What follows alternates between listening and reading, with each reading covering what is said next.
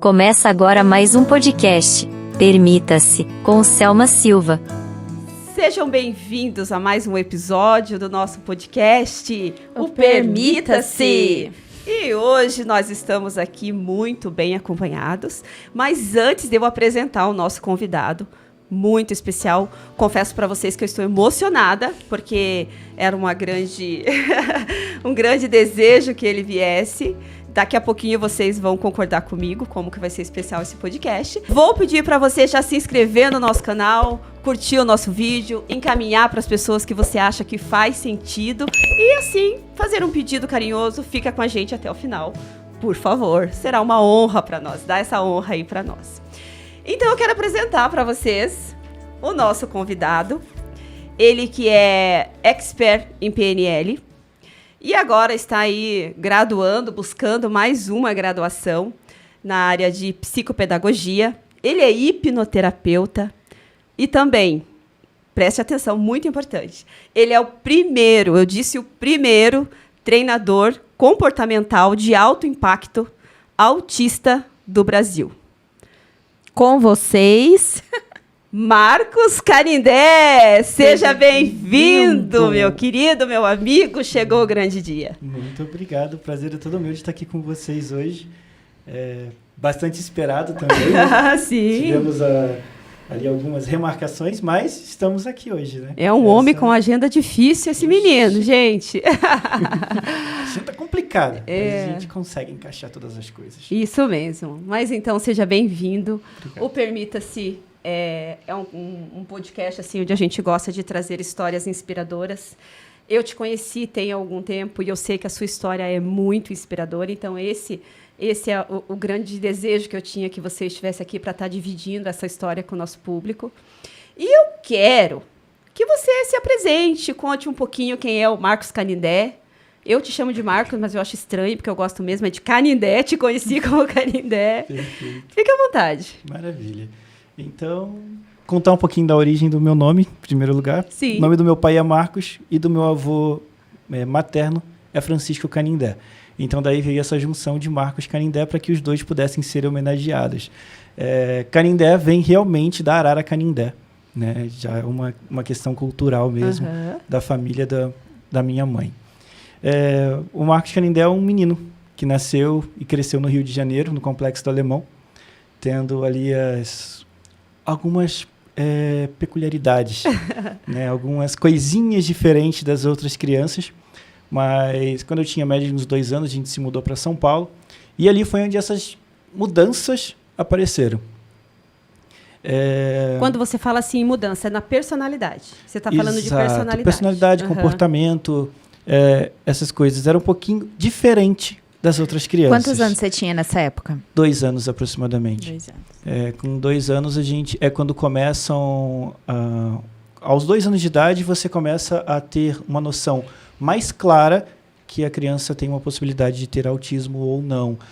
Claro que a gente tem hoje alguns profissionais que conseguem identificar com 1 ano e meio, 1 ano e 2 meses, e já passar para uma investigação, né? Mas geralmente aos 2 anos de idade a gente tem os diagnósticos da maioria das crianças, né? E aos 2 anos foi quando as minhas diferenças começaram a aparecer um pouquinho mais, como andar na ponta do pé, seletividade alimentar, a questão de ter dificuldade de comunicação, dificuldade de olhar nos olhos, dificuldade de entender o que as pessoas queriam passar, as informações, alguns que a gente pode dizer, alguns hiperfocos. Desde pequeno, com média de uns 4 anos mais ou menos, eu já sabia ler e escrever e também já fazia conta de dividir e multiplicar com 4, 5, 6 números, com 4 anos? Com 4 anos. Como que você aprendeu isso? Com meu pai. Caraca. O meu pai, ele pegava e assim, vou te ensinar a multiplicação. E você ele me tinha ensinou. muita facilidade, assim, para aprender. Sim, nessa época eu tinha bastante facilidade. Eu fazia muita conta de cabeça e assim por diante. Mas naquela época a gente não tinha informação. Então, eu achava, não, é um menino inteligente. E tá tudo certo. Quando, na época da escola, eu tinha um pouquinho de dificuldade pela questão de conseguir manter as amizades, porque, querendo ou não, quando você é diferente, você chama atenção. Né? Então, tinham alguns amigos e outros nem tanto. A gente pode dizer assim que é o bullying tão falado de hoje em dia? Em Chegava a alguns ser casos, bullying? Alguns casos, sim. O problema todo é que eu sempre fui aquele que gostava de fazer amizade com todo mundo, mas eu não conseguia manter as amizades porque eu não tinha o mesmo enredo de conversa que as outras pessoas. Então, me perdia muito fácil. Eu não entendia piada, eu não entendia interação. As pessoas começavam a falar algumas coisas e eu ficava, o que será que ele está falando? Então, porque você é muito lógico, né? Exato. Então tinha aquela questão, e agora? Então, sua vez de inventar uma piada. Putz, o que eu vou fazer? E era essa a minha maior dificuldade. Mas com o tempo, a minha maior dificuldade foi o senso de pertencimento. De não se sentir pertencente a um grupo. Então, isso fazia com que eu sofresse demais. Fazia que muitas vezes eu me isolasse ou eu quisesse me destacar demais para que as pessoas me enxergassem. Eu estou aqui, eu preciso ser visto. Nossa, esse era o pensamento. E dentro isso no ambiente externo, escola, enfim. Mas e dentro da sua casa? Como é que era assim com a sua mãe? Você disse que não tinha tanta instrução, né? Mas e como é que era assim dentro de casa? Olha, eu posso dizer hoje que eu fui uma pessoa muito abençoada nesse ponto. Eu tive pais maravilhosos. Eu tenho pais maravilhosos, essa é a realidade. O meu pai e a minha mãe, eles não tinham conhecimento nenhum sobre o assunto, mas eles foram os melhores terapeutas que eu tive. Sendo a minha mãe costureira e o meu pai garçom. Eles não tinham conhecimento nenhum. Mas eles se entendiam. Eles foram incríveis. Eles foram simplesmente sensacionais. E eu tive a oportunidade agora esses dias, faz uns 20 dias mais ou menos, de estar ali no Rio de Janeiro para fazer uma ministração de um curso, e onde eu fiz a minha palestra, falando sobre ser o primeiro professor de hipnose autista e tudo mais, e eu vim trazendo essa história, e os meus pais estavam ali, e eu pude agradecê-los por tudo que eles fizeram por mim. Que aquilo para mim foi incrível. Eles foram sensacionais. Até então, eles não sabiam que você tinha o diagnóstico de autista, não? O meu diagnóstico saiu, por acaso, aos 20 anos de idade. E como que foi isso? Bom, isso aí, contar para nós. Aos 20 anos de idade, eu tinha passado por um casamento. A minha família sempre foi muito, muito religiosa, então a gente tinha alguns costumes. E eu acabei casando muito cedo.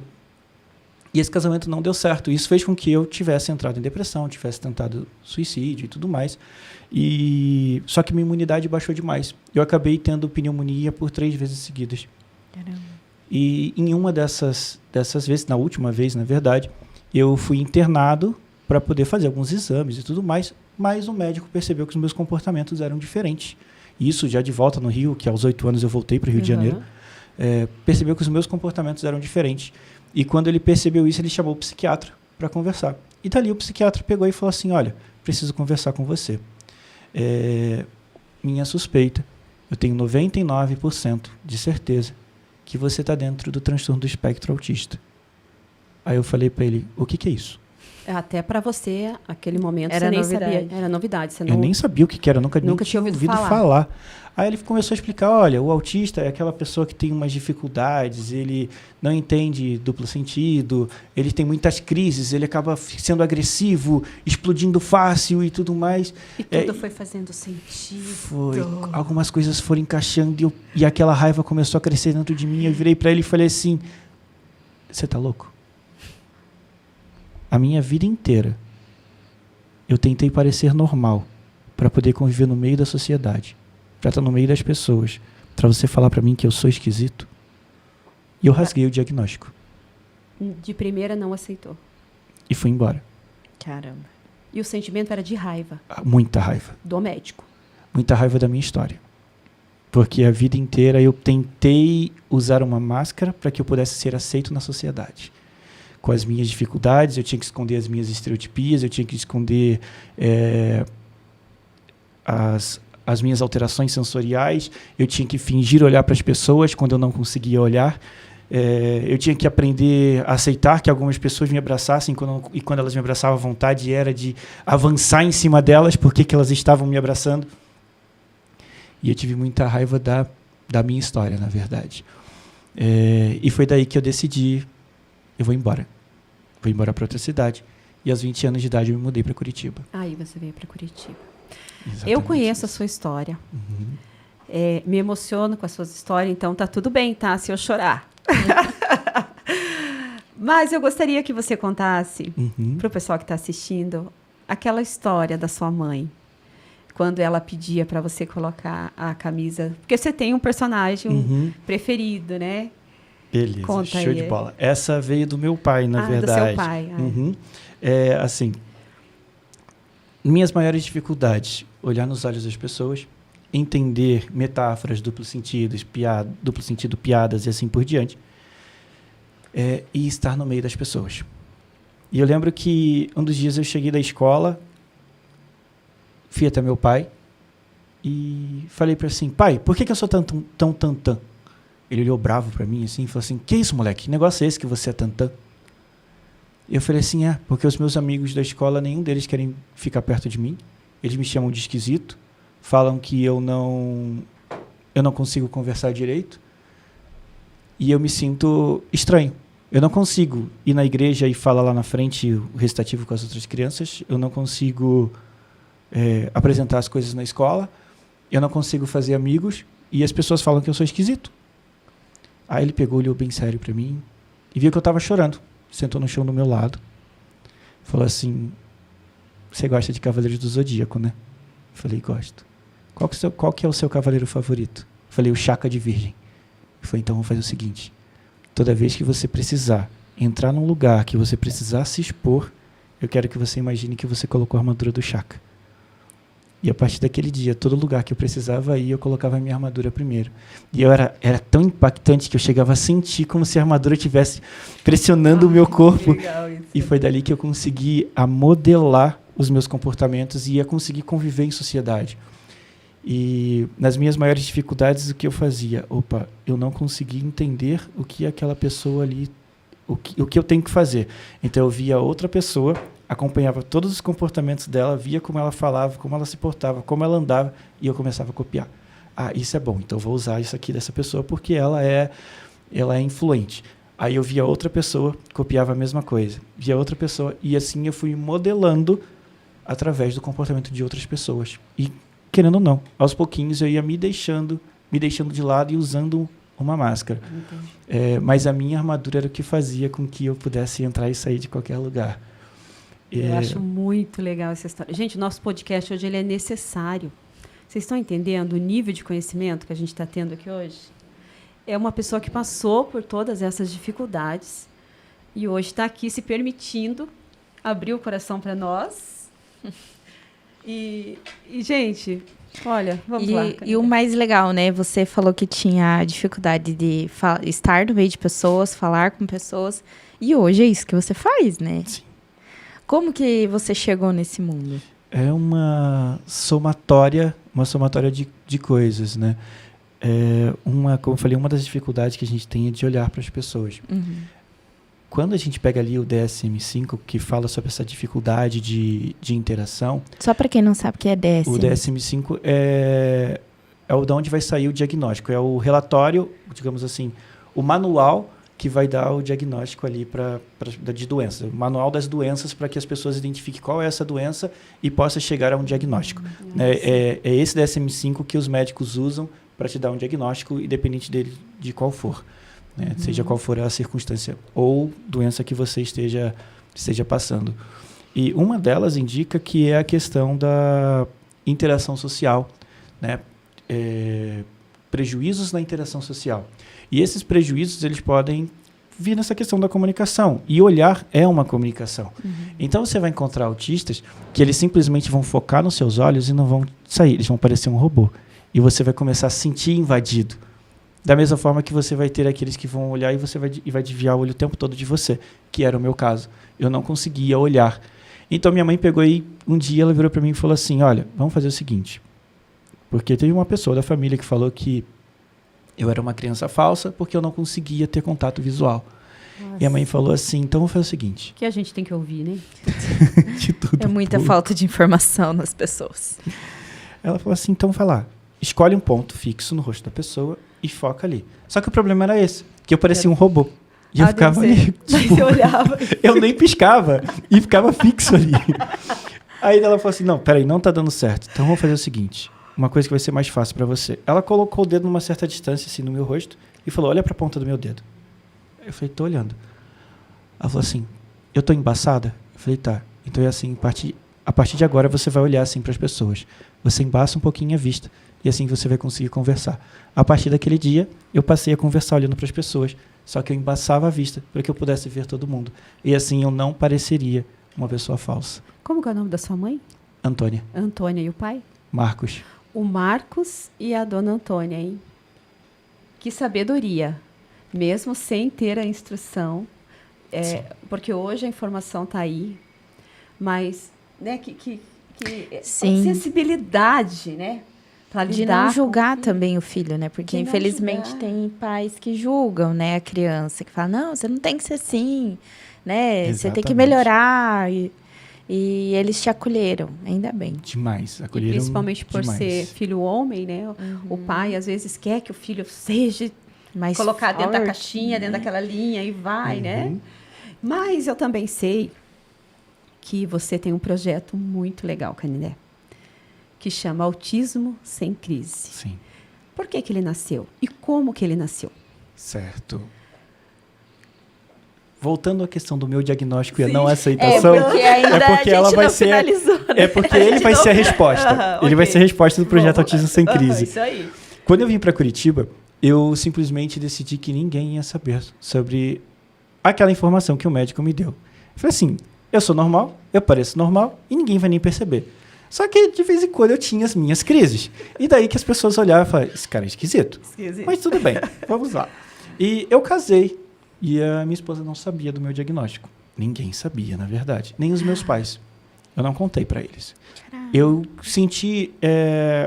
Tinha vergonha? Tinha vergonha, tinha medo do que as pessoas iam achar, tinha a questão da raiva, porque eu sempre estava naquela, não, eu vou conseguir superar as minhas dificuldades, eu encontro um desafio, eu tenho que superar ele. O meu hiperfoco era sempre me superar dia após dia. Só que a gente tem várias comorbidades que vêm junto, disfunção executiva, o TDAH, o TAG. Então, tipo, tudo aquilo acabava, de alguma forma, me aprisionando e me trazendo de volta para algumas situações. E quando eu casei, quando eu recebi o diagnóstico, ninguém soube. E quando eu casei, minha esposa também não sabia. E foram passando os anos. A gente teve a nossa menina Esther, que hoje está com 8 anos. Só que em 2019, o Samuel nasceu. E aí veio tudo. O Samuel era uma criança diferente. desde o nascimento. Desde o nascimento. Ele não gostava de carinho. Ele não olhava pra gente quando a gente chamava. Ele vivia no mundinho dele. Quando ele começou a andar na ponta dos pés. Mas assim, você pesquisava sobre o assunto? Boa, bem colocado. Quando o Samuel nasceu, eu estava entrando no mundo do desenvolvimento humano. Eu estava entrando no mundo da hipnose, da PNL, da neurociência, da E o que inteligência te levou emocional. a procurar? O que aconteceu foi que eu tive o curso de hipnose que eu fiz, ele era um curso meio completo, ele levou um ano ele era bem extensivo, então ele levou um ano para eu fazer. E eu tive um módulo só sobre autismo. Aí foi daí que eu parei e falei assim, caraca, então isso é autismo? Aí você foi descobrir realmente, entender, na verdade, o que é era. que você tinha, o seu diagnóstico. Uhum. Aí eu falei, putz, então quer dizer que eu não sou tão esquisita assim. Basicamente foi isso.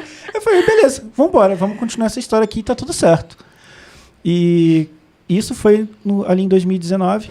E o Samuel, como eu falei, ele nasceu em abril de 2019, ali com aqueles comportamentos dele e tudo mais. E era bem na época. E eu comecei a observar.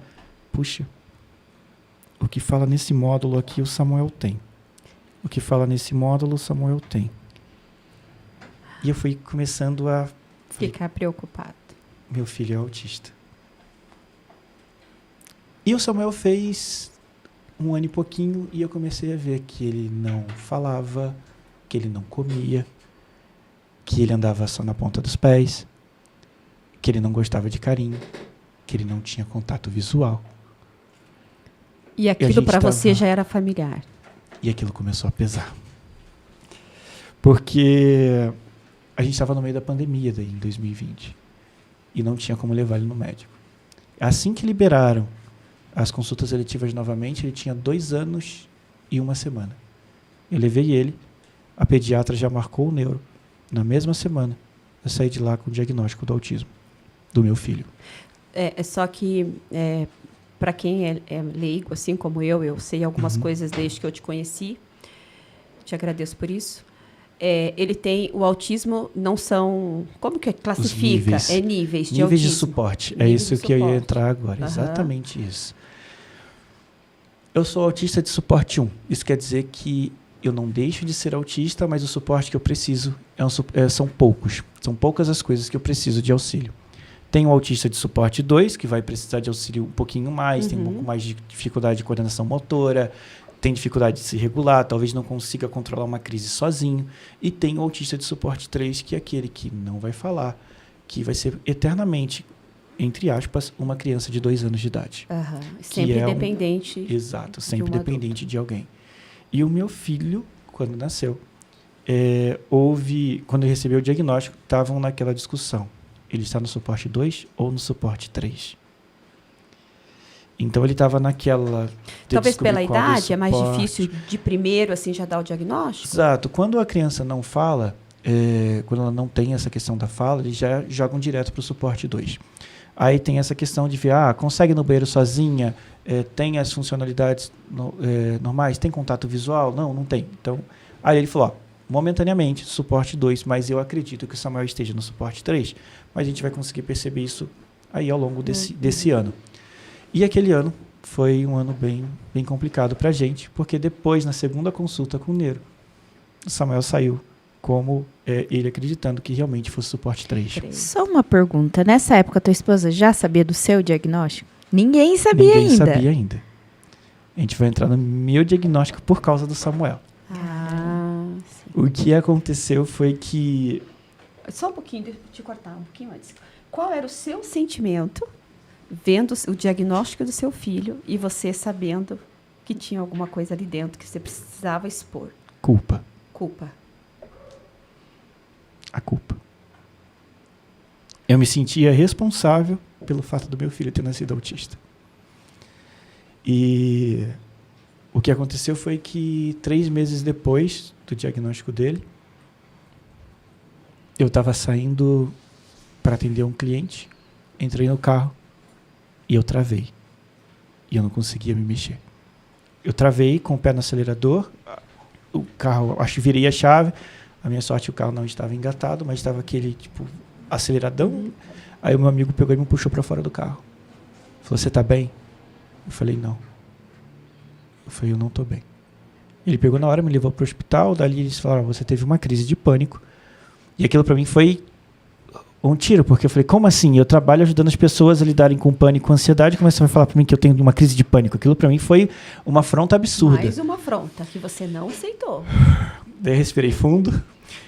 Dali eles me encaminharam para o hospital de clínicas. E ali no hospital de clínicas, na primeira consulta com o Dr. Henrique, eu lembro até hoje, a gente começou a conversar. Daí ele veio explicando, olha, foi isso que aconteceu, assim, assado. Tem essa questão do autismo realmente ser hereditário, tem uma grande possibilidade. Ele falou, mas o que você está sentindo? Eu falei, eu me sinto culpado, porque o meu filho só nasceu autista por minha causa. E eu sei de tudo que eu passei, e para ele vai ser tudo dobrado por causa do suporte dele. Ele virou para mim naquela hora e falou assim, Marcos, Deus faz todas as coisas perfeitas. Lindas, né?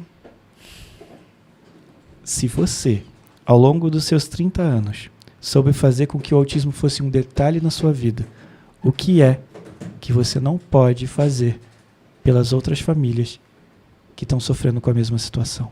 O seu filho nasceu na família perfeita. Uau. Nossa, palmas para esse médico. E aquele dia a minha chave virou. E aquele dia nasceu o projeto Autismo Sem Crise. E eu só achava que o meu conteúdo e o que eu tinha era muito superficial.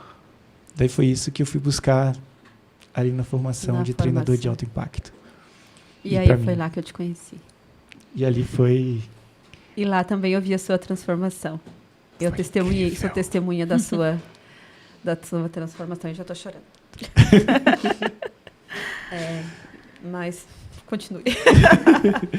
E ali nasceu Então, o projeto. aí nasceu o projeto Autismo Sem Crise. E como que é esse projeto? O projeto Autismo Sem Crise, o foco dele é ensinar para os pais a serem os melhores terapeutas dos filhos, da mesma forma que os meus pais foram para mim e eu procuro ser para o meu filho. Só para que as pessoas também conheçam um pouquinho, Canindé, as dificuldades de ter um filho no suporte 3. Conta um pouquinho como é a sua rotina com o Samuel. Hoje o Samuel ele está no suporte 2. Ele está no 2, né? Graças. E a gente acredita que muito em breve a gente consiga chegar no suporte 1. Mas mesmo assim vocês ainda encontram alguns desafios, Encontramos alguns desafios.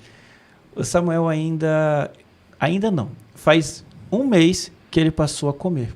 Ele comeu o macarrão pela primeira vez. Com quantos anos? Com 4. 4 anos. Com 4 anos Uau. ele comeu o macarrão pela primeira vez. Com 4 anos ele falou papai pela primeira vez. Com 4 anos ele falou mamãe pela primeira vez.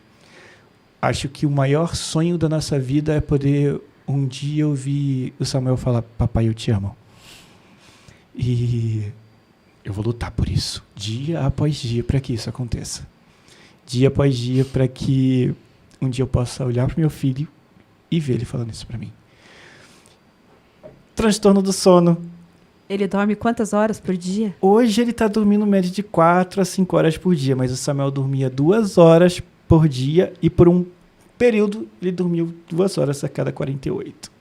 Imagina, gente. E a gente parecia zumbis. Não, esse aqui, no grupo, 5 horas da manhã, 4 horas da manhã, ele manda mensagem. Ele já está dando bom dia, porque o Samuel acorda e Às ele 4. já entra na rotina do Samuel. O Samuel acorda às 4 todos os dias. Ele pode ter dormido 10 horas, meia-noite, 1 hora da manhã. 4 horas ele está acordado. E assim vai. Então tem a seletividade alimentar, tem o transtorno do sono, tem as crises, as alterações sensoriais, e as crises são os momentos mais difíceis, que é o que faz a maioria dos pais entrarem em pânico. A maioria das pessoas não sabe como controlar uma crise de uma criança. Uhum. Porque todo mundo vai olhar e falar, não, essa criança está de birra. E existe uma diferença muito grande entre birra e crise. A birra, você deu aquilo que a criança quer, a birra acaba. Uhum. Só que a crise não. A crise é uma alteração dentro do cérebro. Para as pessoas terem noção do que é ter uma crise, você imagina que dentro da sua cabeça, lá dentro, naquele instante, começa um monte de gente a bater vários tambores, a bater várias panelas. São como se fossem barulhos diferentes na sua cabeça e você não consegue controlar. A sua visão vai meio que fechando, a sua raiva vai subindo porque você não entende o que está acontecendo, e a hora que você explode, ou você começa a chorar ou você começa a ficar agressivo. É simplesmente enlouquecedor ter uma crise. E você também não tem controle sobre isso. O que vier naquele momento, seja choro, você vai fazer, porque você não tem controle. Porque você precisa liberar aquela tensão que está acontecendo ali dentro. Seja com choro, seja na agressividade. Por isso que a gente tem muitas crianças que batem a cabeça no chão no momento da crise. Porque é absurdo aquilo que está dentro da sua cabeça. É algo assim... eu não sei descrever ao certo, mas é enlouquecedor. Totalmente enlouquecedor aquilo que está acontecendo dentro de você.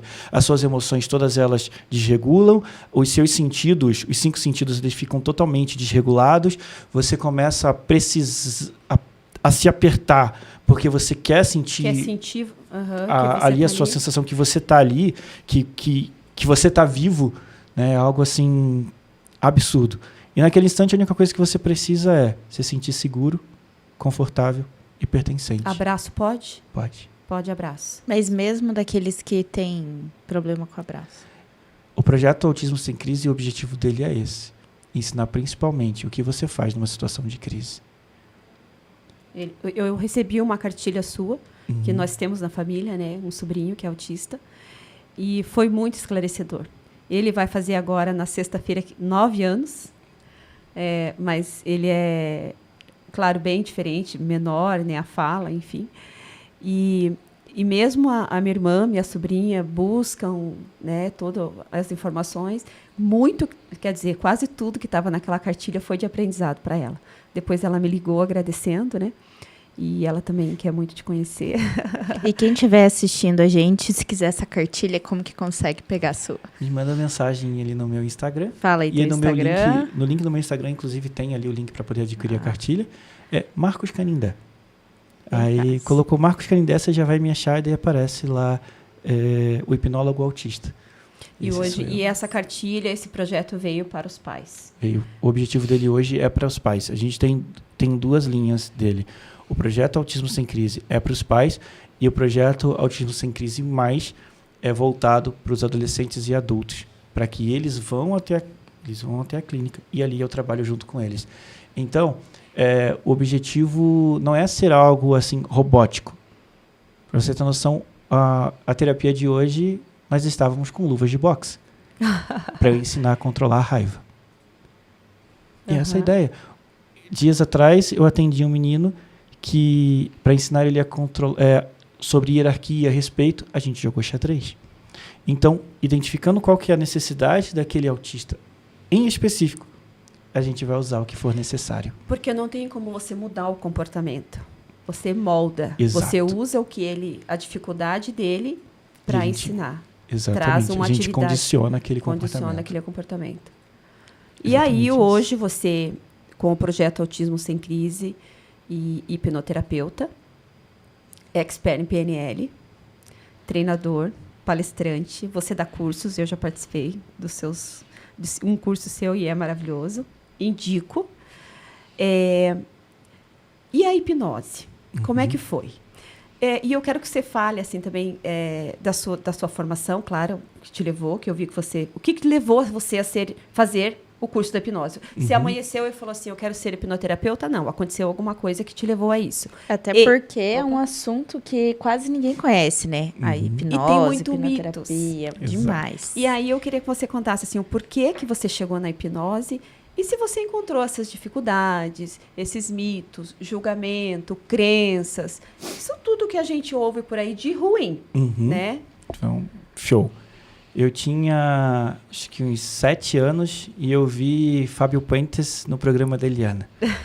A pessoa acho que foi comer uma banana e não acertava a boca e botava a banana na testa, na bochecha e não ia. Eu falei, caraca, mano, eu quero fazer esse negócio aí também. Só que a minha família, como eu falei, ela vem de uma descendência cristã e aquilo era de outro mundo, é coisa do Janho, tipo, não pode, é coisa do capiroto, não pode. Só que eu um dia comecei a fazer faculdade de engenharia mecânica.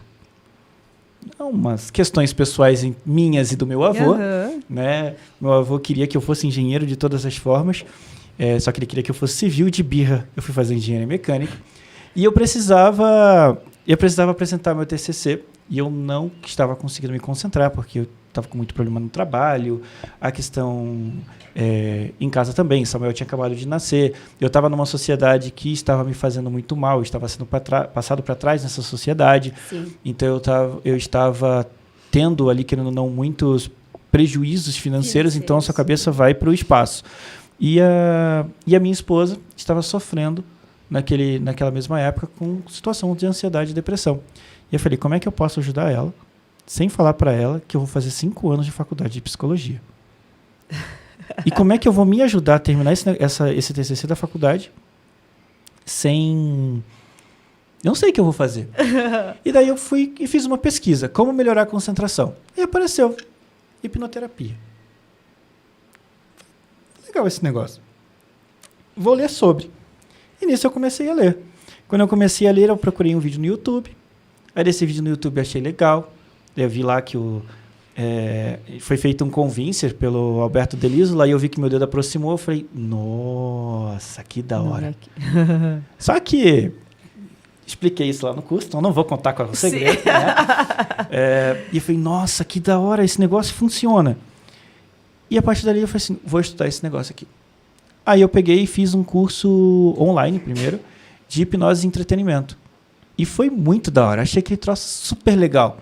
Aí eu falei, não, vou fazer um curso de hipnoterapia. Só que tinha uma frustração. Ninguém conseguia me hipnotizar.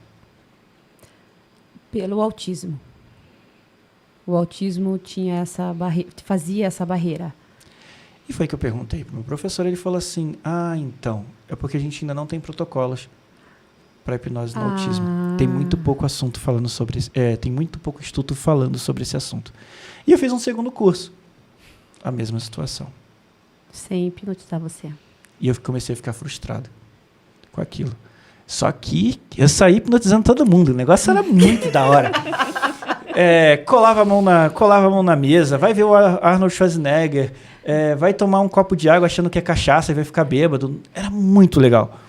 E eu comecei os meus tratamentos. Eu fiz uma loucura. Eu fiz o curso no final de semana. No dia seguinte eu estava atendendo. Meu Deus. Tipo, eu não tenho, não, na verdade, sim. O não eu já tinha. O dar errado eu já tinha. Preciso treinar. Preciso praticar.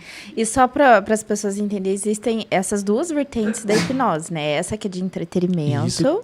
E a outra que é para tratamento. Isso. Então, o meu objetivo é tratamento. Mas claro que sempre que a gente está num churrasco de família, a gente vai fazer alguma brincadeira. Exato. Vai ensinar para a criançada e assim vai. Só que o meu objetivo é tratamento. O meu objetivo é ajudar as pessoas a alcançar o seu melhor. E dali eu comecei a tratar ansiedade, depressão, pânico, mas eu vinha aquela frustração. E eu? Eu tenho tudo isso também. Ajudar as pessoas. Uhum. Eu tenho ansiedade. Eu passei por depressão. Eu tenho dificuldade de concentração. Como é que eu estou ajudando as pessoas e não consigo me ajudar? Só que daí um dia eu lembrei de uma coisa. Eu lembrei que um dia falei para minha mãe que eu tinha muito conflito interno. E eu chorava muito entre ali os meus 8 e 14 anos, por causa dos conflitos internos. E a minha mãe falou para mim assim, filho, para te ajudar nisso, você gosta de Dragon Ball? Eu falei, gosto. Ela falou assim, então faz o seguinte, toda vez que na sua cabeça tiver uma voz que está te colocando para baixo, essa voz vai ser a voz do Freeza. Se é uma voz que está te estabilizando, te ajudando, vai ser a voz do Goku. E se for uma voz que está te jogando para cima, é a voz do Vegeta, seu verme insolente. Porque ela também conhecia os personagens. Os meus pais, eles sempre me acompanharam assistindo os desenhos que eu gostava. E ali, tipo, falei, legal. E eu lembrei disso na hora, eu falei, peraí, vamos pegar esse caminho aqui agora. E eu comecei a criar dentro da minha mente uma linha. Como é que eu faço para entrar em auto-hipnose? E eu fui trabalhando a voz do Freeza, do Goku e do Vegeta. Na hora que eu achei o ponto, virei pro François e falei assim, Fran, pode me hipnotizar. François é o sócio, né? Sócio do Canindé lá na clínica. E ele me hipnotizou. E foi da hora. Ele fez o meu tratamento. E foi sensacional. E foi dali que a gente aprendeu como hipnotizar os autistas. Vamos usar do hiperfoco. Isso. Aí que você criou esse método que você hoje utiliza com os autistas. E qual é o seu resultado, assim, os retornos assim que você tem dos pais? Você pode contar algum, não falando nomes, né, mas contando, por exemplo, como que uma pessoa chegou até você, né, qual era, no caso, a dificuldade que tinha e como que foi feito o tratamento? Show. Autista de suporte 1, geralmente, a maior dificuldade é a raiva. Da mesma forma que foi para mim, a nossa maior dificuldade é a raiva.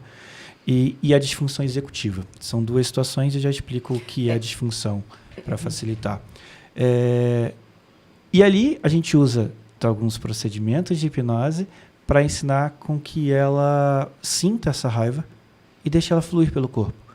Aí foi quando eu usei com uma menina que gostava de Vingadores. E eu falei para ela assim, você lembra Vingadores 2012, quando o Bruce Banner chega até o grupo, o Tony Stark fala para ele assim, ó, o Banner chegou, vou colocar vocês na festa. O Capitão América vira para ele e fala assim, Dr. Banner, é uma boa hora para você ficar com raiva. Ele falou, o segredo é esse, eu sempre tô com raiva. E o segredo é, eu sempre estou com raiva. Então você deixa essa raiva fluir pelo seu corpo, porque geralmente as nossas emoções, elas começam em um único lugar. Se ela fixar ali, é como diz a lei da física, quanto menor a área, maior a pressão. Então, deixa espalhar pelo corpo inteiro, deixa fluir. E eu comecei para ela assim, ó, deixa esticar até a sua mão, agora deixa essa raiva chegar até o ombro, deixa chegar a sua outra mão, até o joelho, até a ponta do seu pé, de 0 a 10. Qual é o nível dessa raiva agora? 0. Porque você deixou fluir. Por fluir, você não concentrou ela ali. Exatamente. E o segredo para qualquer emoção é essa. O problema é que para nós que somos autistas, os nossos receptores, eles são 5 vezes maior em média. Então, se você Isso quer dizer sente que você ansiedade... sente 5 vezes. Exato, a gente vai sentir 5 vezes mais. Se você sente medo, a gente vai sentir 5 vezes mais. E isso é para qualquer emoção. E é por isso que, geralmente, quando a gente tem amizades, a gente é leal ao extremo com aquela amizade. A pessoa viu do outro lado da rua, a gente fala, oi, amigo, o que você quer vir aqui que eu vou te chamar? E, tipo, as pessoas chegam, não, esse cara é esquisito. E, na verdade, é porque pra gente... É 5 vezes mais. Então, inclusive, a tendência de você estar num relacionamento tóxico é maior, a tendência de você ter crise de ansiedade é maior e assim por diante. E é isso, o objetivo é esse, ensinar a lidar com essas emoções. O nosso projeto ali envolvendo o autismo na hipnose é ensinar, basicamente, lidar com as emoções, pertencimento, merecimento. É isso. Eu sei que você tem uma aluna que ela é lutadora, né? Que você trabalha com ela e ela tem tido ótimos resultados, né? Sim, bastante. Nesse caso, ela é uma atleta de MMA. Isso. Né? E no caso ali com ela eu trabalhei hipnose esportiva. Isso. Que também é uma outra área que você faz. Também é uma outra área que trabalho. Basicamente, as áreas que eu trabalho dentro do mundo da inteligência emocional, ali somando hipnose, PNL e algumas outras ferramentas, os transtornos psicossomáticos em geral, ansiedade, depressão, pânico, a parte de emagrecimento, hipnose esportiva e o autismo. O autismo, que é o teu carro-chefe. Hoje o autismo é o carro-chefe. Eu acredito que aqui na região, trabalhando com um projeto específico para autismo, para lidar com as situações do autismo e não algo geral, nós somos os únicos que trabalhamos com isso. Eu posso contar lá do IFT? Pode. A primeira vez que eu tive um contato com você? A primeira vez que eu encontrei o Canindé era numa dinâmica onde a gente tinha que andar pela sala. E você tinha que falar com as pessoas. Ele veio até mim, ele já é bem mais alto que eu, né? Mas ele vinha, ele não olhava. Ele olhava em outra direção, mas ele estava falando com você. Ele chegava aqui e olhava para lá, né? E aí, mas assim, você vê a pessoa, você vê, aquele cara ali é diferente. Mas tudo bem, tem um monte de gente diferente. Ninguém Ninguém é normal. Ninguém é normal, né? E aí, com o passar dos dias, a gente teve uma outra dinâmica, que foi quando eu me conectei com o Canindé, e acredito que 100% daquelas pessoas que estavam lá. Uma das histórias que ele contou é essa que eu pedi para que eles contassem, né, do seu pai, que eu acho muito emocionante. E emocionante, assim, se você é um pai que tem muito conhecimento, ok, ele está treinado, ele fez, né, ele fez uma participa lá do projeto, né? com o Canindé treinou ele. Então, ok. Não, mas o pai dele era uma pessoa leiga e conseguiu te ajudar. Admiro o seu pai por isso e a sua mãe também. E depois teve uma outra situação também com seu pai, que daí aquele dia eu me derreti. Mas assim, sempre de longe com o Canindé. Até que a gente foi fazer uma dinâmica. E essa dinâmica, a gente teria que memorizar. Uma história do bendito soldado. Como era o nome do soldado, que eu não lembro? Soldado Garcia. A memória dessa criança. E a gente lá todo envolvido, cada um tinha uma tarefa para fazer, muitas páginas para ler. E a gente tinha que fazer algumas perguntas. Então, dinâmica pronta, vamos apresentar. Então antes vamos fazer aqui as perguntas. A primeira pergunta, por quê? A gente imaginou que a dinâmica poderia ser invertida. A pergunta que a gente ia fazer para outra equipe responder, poderia o jogo virar contra a gente. Então, assim, já que a gente fez a pergunta, vamos todo mundo saber a resposta. Só que a gente não sabia. Nós tínhamos feito a pergunta e nem sabia. E essa pessoa foi lá, leu o papel lá no cantinho dele, ele era da minha equipe. A gente fez o grupinho, fazia a pergunta, ele respondia. Eu olhei para ele. A segunda, ele respondia. Eram 5 perguntas. E ele respondeu todas. E ele salvou a gente naquela dinâmica. Porque caso a pessoa que fosse responder não soubesse, alguém poderia intervir, que é aquela que você molha a cabeça. Sei. E aí, toda vez não sabia, ele prontamente, intervenção. E ele respondeu todas. Aquele dia eu falei, meu Deus, esse menino é muito inteligente. Mas aí eu já tinha me conectado com você pela sua história. E aí eu fui te conhecendo e fui te admirando. E aí você sabe, aí no IFT, esse curso que a gente fez, para a gente deixar vocês aqui, né? Contextualizar o que a gente está falando, é um curso que a gente fez em São Paulo, para ser formação de treinadores de alto impacto, que chama IFT. É um curso para uma semana, intensivo, que derruba, mas também cura, né, Canindé? Muito. E aí, no último dia, nós estávamos em 92, 95 alunos. E tinha que escolher um cara para ser o nosso orador da turma. Adivinha quem foi o orador da turma? Canindé. O Marcos Canindé. Então, assim, a conexão dele, mesmo ele, assim, no início, porque depois não, depois ele deixou tudo que tinha de ruim lá, e essa pessoa que você viu, ele olha nos seus olhos, ele é diferente, é outro Canindé quando saiu lá do EFT. E ali eu comecei a conhecer esse teu lado de super inteligente que você é. Depois eu fiz um curso com você, conheci o super profissional que você é, o super terapeuta. Quando eu ouço você falar do Samuel, também já eleva você para um super pai.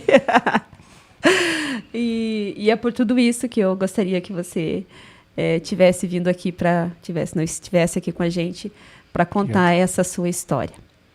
E hoje, Canindé, fala também do seu curso que você dá, essa sua formação, o que é que você ensina dentro das formações. Certo. Hoje eu trabalho junto com o François no Instituto Renascer.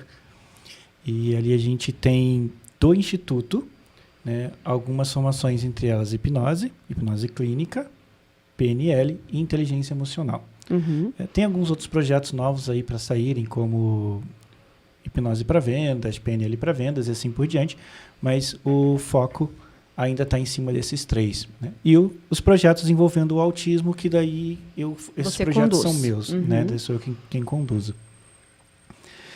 E ali o objetivo da formação de hipnoterapeuta, a formação de 3 em 1, que a gente chama, não é formar terapeutas, é formar profissionais melhores, independente da área que você atua. Sim. Se você é médico, o objetivo é te transformar no médico melhor. Se você é professor, no professor melhor. Se você é vendedor... Você dá ferramentas, Exato, porque a ideia é fazer com que você compreenda pessoas. Se você é uma pessoa que entende de pessoas, você tem a chave para fazer com que um mundo melhor exista. Então, esse é o objetivo da gente. É o objetivo das suas formações. Exatamente isso. E onde é que você atende hoje? Pode passar seu endereço aí para nós. Eu atendo hoje em 2 lugares. No centro de Curitiba, onde fica a sede do Instituto, ali na rua José Loureiro 603, na sala 301. Ali fica a base do Instituto Renascer. E a gente tem uma sala na Fazenda Rio Grande, onde eu atendo aos sábados. Ali é específico, somente para atendimento aos sábados mesmo. Que já tem mais de 1 ano essa sala que a gente atende ali. E também, ali na Fazenda Rio Grande, a gente já conseguiu ajudar várias pessoas. Né? E agora, essa sede nova no centro, que antes era no Bacaxeri, mas era uma sala só, e agora a gente tem ali um espaço com 4 salas, um espaço com recepção, para poder trazer todo mundo, ser algo mais aconchegante. Né? Então tem sido bem bacana e sensacional. Essa é a verdade. Sucesso para vocês. Obrigado. E você atende online também? Atendo também online. Inclusive, antes de vir para cá, estava fazendo da pessoa que mais me deu trabalho até hoje. Essa menina, ela acabou de voltar de Cancún. Ela morava em São Paulo, daí ela foi para Cancún, fiquei atendendo ela ainda um bom tempo, ela estando em Cancún, e agora ela cumpriu a missão dela lá, ela voltou essa semana para São Paulo, e hoje a gente teve um feedback de como que foi tudo. Então, Cancún, Argentina, Paraguai, vários lugares aí, tanto do Brasil e do mundo. A gente já atendeu online também. Que legal. E, assim, para como a gente falou lá no início, sobre esses mitos, sobre a hipnose ainda ser um assunto que não se fala. Certo. É uma terapia cara? Depende. Depende do seu bolso? ponto de vista. Depende que é cara. Mas, por exemplo, se eu tenho que pagar um psicólogo, sim. Não que... Entendeu a minha colocação? É equivalente igual? Vamos lá. Geralmente, na psicologia padrão, a gente vai ter ali, dependendo da pessoa, um acompanhamento de alguns anos. Sim. Então, às vezes, você vai precisar ficar 2, 3. Eu tenho um amigo que a esposa já está há 10 anos fazendo terapia, Na verdade, até mais do que isso. Se você colocar isso na ponta do lápis, fizer uma somatória, você vai ver que vai dar realmente um valor bem A considerável. diferença é que você foi pagando em doses homeopáticas. Exato. Numa consulta de hipnoterapia, aqui no Paraná, dá para ficar contente, porque aqui o preço é acessível. Então, se a gente for ali para São Paulo, a gente for ali para Minas Gerais, você vai ter ali uns valores bem mais encorpados, digamos assim. Mas hoje aqui, você consegue ter um atendimento por média de entre 250 a 300 reais de atendimento para uma sessão de hipnoterapia. Então, você vai pegar um protocolo de 6 sessões, vai pagar R$ 1.800. Ah, mas vou pagar R$ 1.800 em 6 sessões de hipnose clínica? Isso vai dar resultado? Depende de você. O quanto isso é importante para você. Essa é a realidade. Quando eu quis me livrar de todas as minhas cargas para poder mudar a minha vida, eu tive que pagar o meu preço. E essa foi a realidade. Exatamente. Porque hoje, quando eu vou fazer a minha atualização de laudo lá uma vez por ano, o médico fala para mim e fala assim, você está tomando medicação? Não. Você está bem sem medicação? Estou. E a terapia, como é que tá? Eu falei, maravilhosa. Como é que você tem feito sua terapia? Das duas umas. Eu geralmente faço autoterapia e quando eu preciso, eu peço para o François fazer terapia comigo. E qual que é a frequência disso? Uma vez por mês. E você está super bem assim? Eu falei, porque tecnicamente a gente precisaria de acompanhamento pro resto da vida. Pro resto da vida. E você é um caso de sucesso que você pode falar para as pessoas, eu estou aqui e provo para você que dá certo. E dá. Assim, eu sei que a gente já tá no finalzinho. A gente deveria ter feito essa pergunta lá no início, mas o que é hipnose? Hipnose nada mais é do que a capacidade que o seu cérebro tem de concentrar em alguma coisa. Preste atenção. A gente está aqui todo mundo sentado. E você esqueceu a sensação do seu pé tocando o chão. Quando eu falo, o seu cérebro vai buscar essa sensação. Isso é hipnose. Porque o seu cérebro não consegue concentrar em várias coisas ao mesmo tempo. Ele precisa desligar as demais para dar atenção em uma. Sim. Isso é hipnose. Então, quando você assiste um filme e chora, isso é hipnose, porque você estava focado naquilo. Quando você procura o seu óculos e não acha ele está na sua cabeça, isso é um estado de hipnose. Quando você vai para o seu trabalho dirigindo, você para. Nossa, já cheguei? Isso é estado de hipnose. Aí você vai falar assim, tá, se tudo isso é natural, por que eu preciso de você? É porque ninguém nunca te ensinou a usar desse estado a seu favor. E essa é a minha função. E quando eu vou ficar hipnotizada, eu vou ficar desmaiada? Eu vou perder a consciência? Quando você assiste o filme, você não está desmaiado e nem perdeu a consciência. E a mesma coisa. Você só vai estar de olho fechado, mas consciente a tudo ao seu redor. Que também é um questionamento grande, hein? Meu Deus do céu, e se eu não voltar? Vou fazer o que quiser comigo, né? Vou contar os meus segredos, eu vou dar a minha senha do banco. Você só faz aquilo que você quer. Se eu te der uma sugestão e você não quiser fazer aquilo, você não vai fazer. É simples. Porque, ao contrário do que todo mundo acha sobre ser controle de mente, é você no controle. Porque se fosse controle de mente, avalia comigo. Eu seria o homem mais rico do mundo. Com certeza. E todo mundo seria meu escravo. Porque o ser humano não é corruptível. Todo mundo tem o seu preço. Essa é a realidade. Então, não precisa ter medo de hipnose, porque é você no controle da sua mente. Eu sempre costumo dizer, a hipnose é o carro, você é o motorista e eu sou o GPS. O GPS não dirige o carro. É você dirigindo. dirigindo. Ele dá o caminho, ele te guia. Exato. Nossa, bela Adorei explicação. essa frase. Adorei. Adorei essa explicação, Suei. E se você pudesse dar uma dica para quem, principalmente a gente falou bastante sobre autismo, sobre os pais, né? Para quem tem filhos autistas, porque assim, antigamente a gente não via falar tanto de autismo, até provavelmente na época que você teve seu diagnóstico. Vou dizer que hoje está meio que na moda, né? Qualquer coisa é autismo, né? Certo. Qualquer situação já é diagnosticada com autismo. Então, o que você poderia dar de dica, até de informação útil que a gente não tem aí no nosso dia a dia? Certo. A primeira delas é não sendo grosseiro com o que você falou de forma alguma, mas não é que é moda. Mas avalia comigo, é uma questão de matemática. Se eu sou autista e eu tenho filhos E eles também vêm com essa... É genético, né? genético. É genético. Então, se eles vêm que com antes essa não condição... era tão... E ele vai ter... E meu filho foi lá e teve 3 filhos. E os 3 filhos dele também nasceram autistas. E esses 3 vão ter mais 3 cada um. São 9. Então, isso vai crescendo de forma exponencial. Fora isso, a gente tem muitas outras pesquisas que mostram sofrimento durante o parto, sofrimento durante a gestação, a idade dos pais, se for uma idade acima de 35 anos. Tem a questão da alimentação. Então, tem vários fatores que hoje estão potencializando o possível diagnóstico. Então, é por isso que cada vez mais tem aumentado isso. Algumas pessoas até perguntam, mas qual que é a diferença dentro do cérebro do autista e da pessoa que não é? Basicamente é que a gente tem um pouco mais de neurônios que as outras pessoas. Aí o que acontece? Você vai perguntar assim, não, mas você tem mais neurônios? Então é melhor, né? Porque vai fazer mais ligações. Na verdade, não. O fato de ter mais neurônios faz com que o seu cérebro fique com medo de fazer novas ligações. Porque, eu tenho medo do novo. Explicando de uma forma assim bem didática. Sim. Eu tenho medo do novo. Então, eu não sei o que pode acontecer se eu fizer novas ligações. Então, eu prefiro ficar aqui nesse comportamento, nessa rigidez. Por isso que a gente tem muito aquela questão de rotina. Eu prefiro ficar aqui. E aqueles outros neurônios que estão ali? Aqueles outros milhões, montão, Eles que tá lá. Estão vibrando porque eles querem fazer ligações.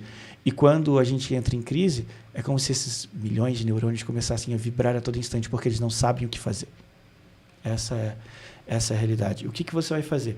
A gente tem 3 pilares para que uma pessoa autista possa evoluir: segurança, conforto e pertencimento. Se você conseguir fazer com que esses 3 se encaixem, você vai ter a evolução perfeita para essa criança e para essa pessoa.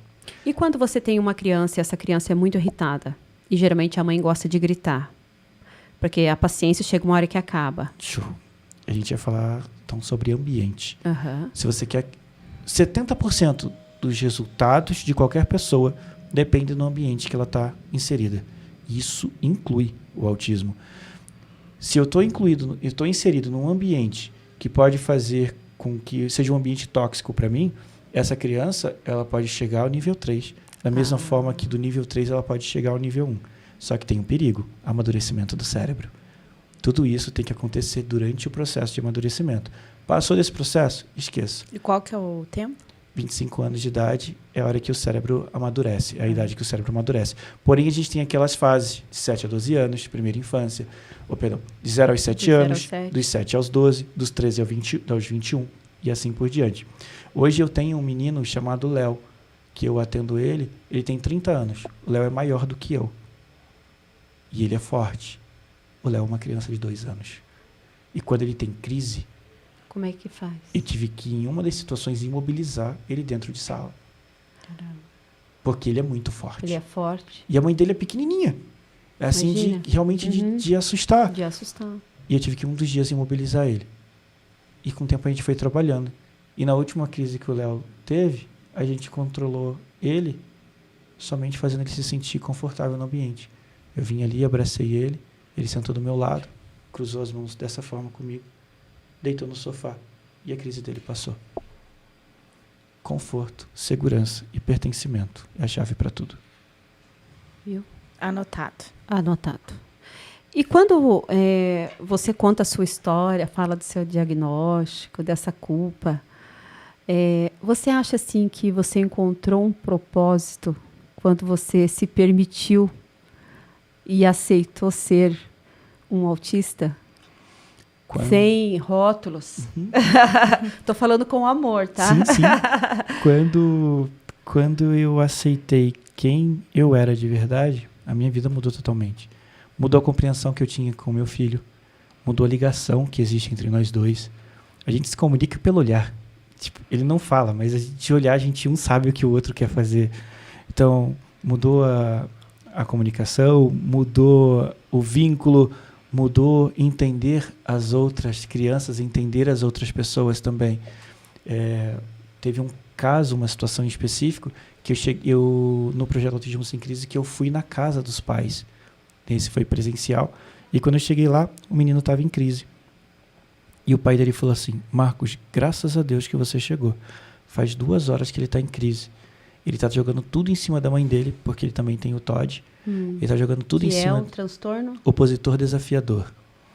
Ele começou a jogar tudo em cima da mãe, xingar a mãe e tudo mais, bater nela e tal. E eles não conseguiam. Ela começou a gritar, entra naquilo que você comentou. Começou a gritar com ele.